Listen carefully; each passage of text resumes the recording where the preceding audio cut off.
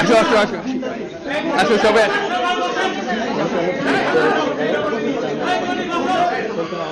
হ্যাঁ দাদার কাছে আসো সামনে আসো সামনে আসো কোনো ডিসিপ্লিন নাই আর সামনে সামনে ভাই চলবে কি sir he is still injured in the জি ফুলটা নামায় রাখুন। আসসালামু আলাইকুম। আজকে আমাদের গৌরবের দিন, যে বিপ্লবের মাধ্যমে বাংলাদেশ আজকে নতুন বিজয় দিবস সৃষ্টি করলো, সেটাকে সামনে রেখে এবং আরো মজবুত করে আমাদেরকে সামনে এগিয়ে যেতে হবে। যারা এটা সম্ভব করেছে, যে তরুণ সমাজ, তাদের প্রতি আমি আবার সমস্ত প্রশংসা এবং কৃতজ্ঞতা জানাচ্ছি তাদেরকে। তারা আমার পাশে আছে। এরা এই দেশকে রক্ষা করেছে, এই দেশকে নতুনভাবে পুনর্জন্ম দিয়েছে এবং এই পুনর্জন্মে যে বাংলাদেশ পেলাম, সে বাংলাদেশ যেন অত্যন্ত দ্রুত গতিতে এগিয়ে চলতে পারে, সেটাই হলো আমাদের শপথ। সেটা আমরা রক্ষা করতে চাই, এগিয়ে যেতে চাই। আজকে আবু সাঈদের কথা মনে পড়ছে আমাদের, যে আবু সাঈদের ছবি বাংলাদেশের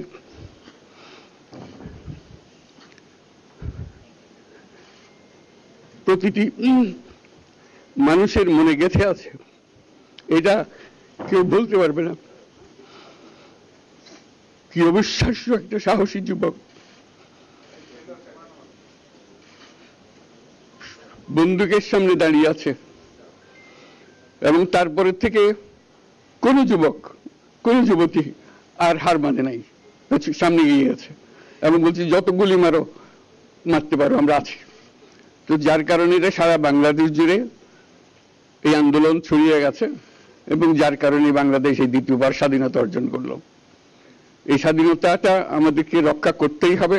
শুধু রক্ষা করা নয়, এই স্বাধীনতার সুফল প্রতিটি মানুষের ঘরে পৌঁছাতে হবে, তা না হলে এই স্বাধীনতার কোনো দাম নেই। এই স্বাধীনতাটাকে পৌঁছানো হলে আমাদের শপথ, আমাদের যে প্রতিজ্ঞা, যে আমাদেরকে এটা করতে হবে, ঘরে ঘরে পৌঁছাতে হবে। মানুষ যেন জানে যে বাংলাদেশ স্বাধীন হওয়ার অর্থ হলো তার নিজের পরিবর্তন, ব্যক্তির পরিবর্তন, সুযোগের পরিবর্তন, তার ছেলে মেয়ের ভবিষ্যতের পরিবর্তন।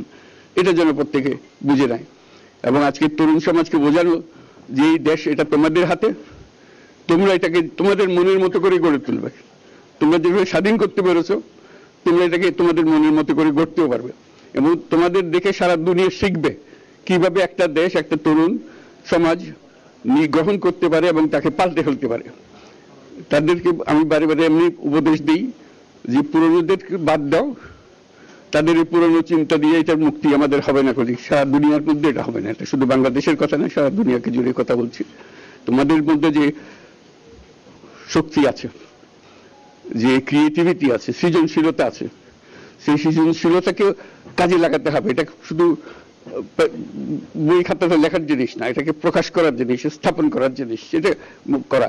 এটা আমরা এই আজকে আমাদের পুরো কাজটা হলো, দায়িত্বটা হলো, তারা যেটা অর্জন করে নিয়ে এসছে এখন তাদেরকে দিয়ে এটাকে করিয়ে দেওয়া, আমাদের সমস্ত কাঠামোগুলো পরিষ্কার করে দেওয়া। সরকার বলে একটা জিনিস আছে, কিন্তু মানুষের কোনো আস্থা নেই।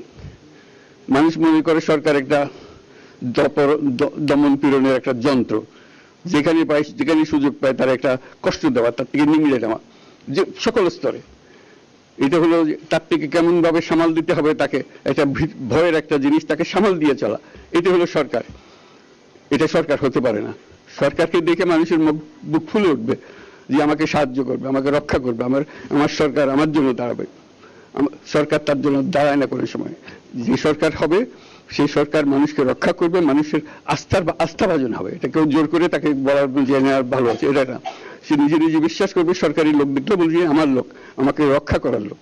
সেই আস্থাটা আমাদেরকে ফিরিয়ে আনতে হবে মানুষের মনে, তাহলে মানুষও যোগ দেবে এটাতে। মানুষ এখন পিছিয়ে থাকে যে কিসের মধ্যে আমাদেরকে ঢুকিয়ে দিচ্ছে। আমরা যেন জানতে পারি যে এইটা আমরা সবাই মিলে আমরা অগ্রসর হতে পারি। একটা বড়, সারা বাংলাদেশ একটা বড় পরিবার, এই পরিবার আমরা একসঙ্গে চলতে চাই এবং আমাদের মধ্যে দ্বিধা দ্বন্দ্ব যা কিছু আছে সরিয়ে ফেলতে চাই, যারা বিপথে গেছে তাদেরকে পথে আনতে চাই, যাতে করে একসঙ্গে আমরা কাজ করতে পারি।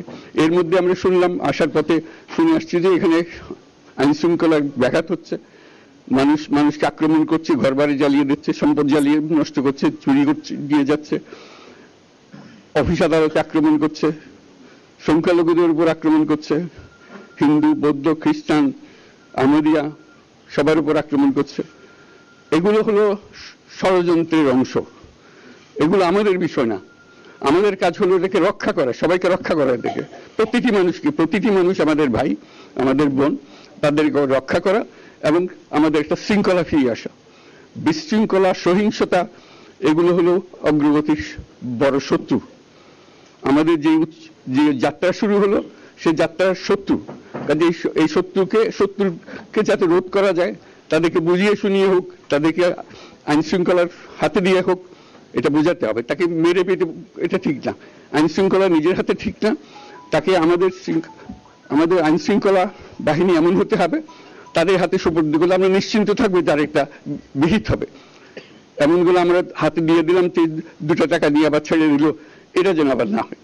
তা আমাদের সেই আস্থাটা আমাদেরকে আনতে হবে। কাজে আইন শৃঙ্খলাটা এখন আমাদের প্রথম কাজ। এই আইন শৃঙ্খলা ঠিক না হওয়া পর্যন্ত এটা আমরা অগ্রসর করার জন্য পদক্ষেপ নিতে পারবো না। আপনারা আমার উপরে আস্থা রেখে আমাকে জানিয়েছেন, ছাত্ররা আমাকে আহ্বান দিয়েছে, সেটাতে আমি সাড়া দিয়েছি। দেশবাসীর কাছে আমার আবেদন, আপনারা যদি আমার উপরে বিশ্বাস রাখেন, আমার উপরে ভরসা রাখেন, তাহলে নিশ্চিত করেন যে দেশে কোনো জায়গায় কারো উপরে হামলা হবে না। এটা আমাদের প্রথম দায়িত্ব। এটা যদি আমি করতে না পারি, এটা আমার কথা যদি না শোনেন আপনারা, তাহলে আমার প্রয়োজন এখানে নাই। আমাকে বিদায় দেন, আমি আমার কাজে থাকি, সেখানে আমি ব্যস্ত থাকি। যদি আমাকে প্রয়োজন মনে করেন, তাহলে আমাকে প্রয়োজন মনে করলে আপনাদেরকে দেখাতে হবে যে আমার কথা আপনারা শুনেন। আমার কথা না শুনলে আমার কোনো প্রয়োজন নাই। আমার প্রথম কথা হলো, আপনারা বিশৃঙ্খলা থেকে দেশকে রক্ষা করেন, আপনারা সহিংসতা থেকে দেশকে রক্ষা করেন, যাতে আমরা যা আমাদের ছাত্ররা আমাদেরকে পথ দেখায়, সেই পথে আমরা এগিয়ে যেতে পারি। এটা একটা খুব সুন্দর দেশ হতে পারে, বাংলাদেশ একটা খুব সুন্দর দেশের সম্ভাবনাময় দেশ। কাজে এই সম্ভাবনাগুলোকে আমরা নষ্ট করে দিয়েছি। এখন আবার সেই বীজতলা আবার তৈরি করতে হবে, আবার আমাদেরকে জেগে উঠতে হবে।